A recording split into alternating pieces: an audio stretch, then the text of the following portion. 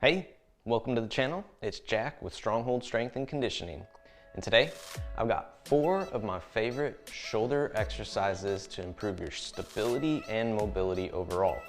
But before we get into it, make sure you take a moment and hit that subscribe button so that you don't miss out on future content like this.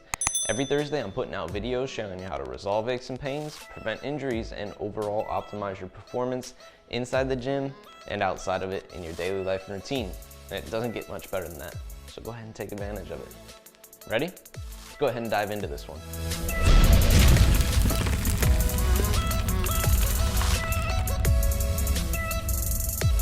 All right, like I said, today's video, we're looking at 4 of my favorite shoulder stability exercises to improve your overall shoulder mobility.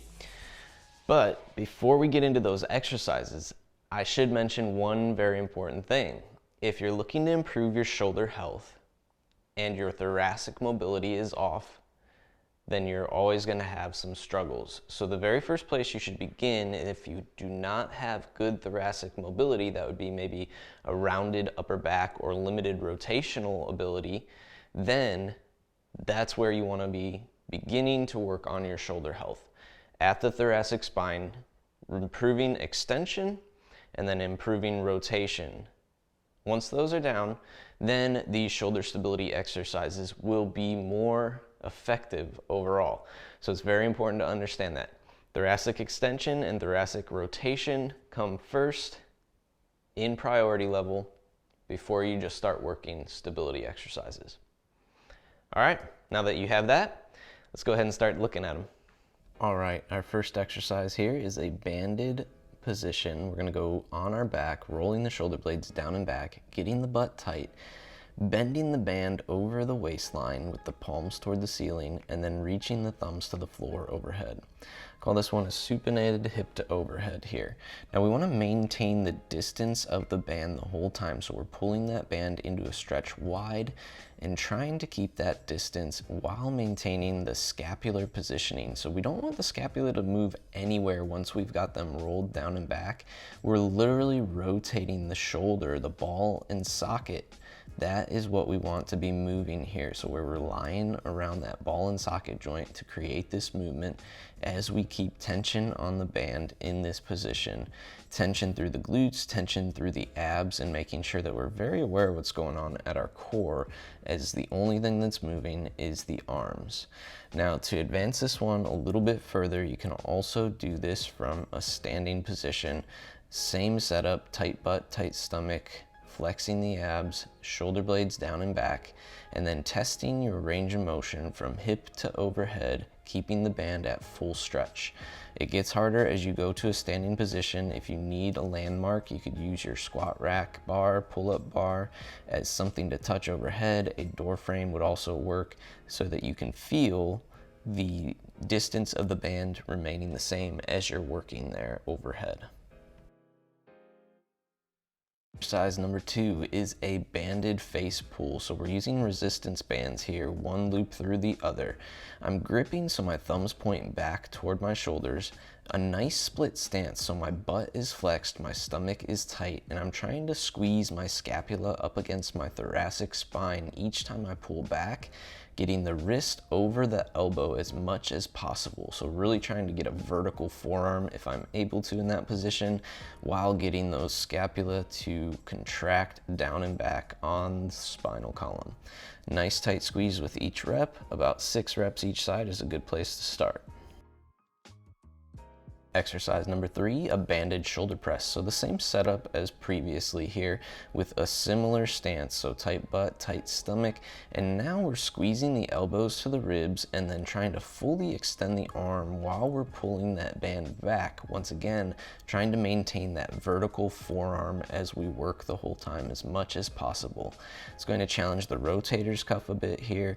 We want to keep the scapula as our anchor. Your core is your base that you're building off of. So really focus on that flex of the core as you work in this position each time.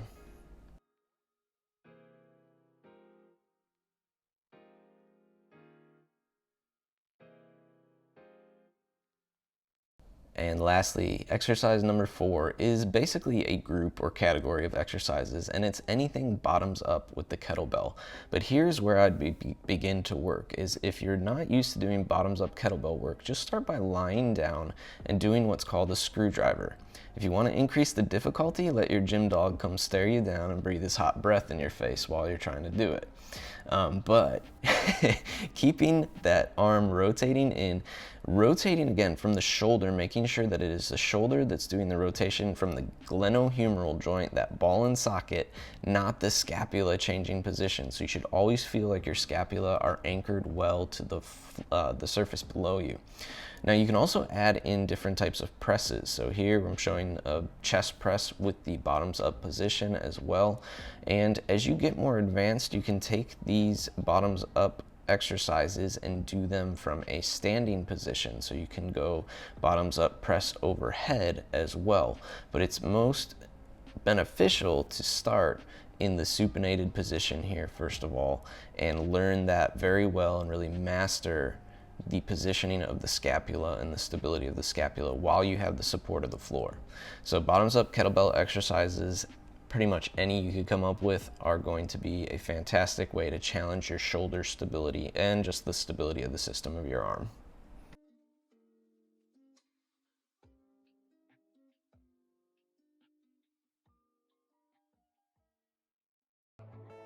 All right, and there you have it.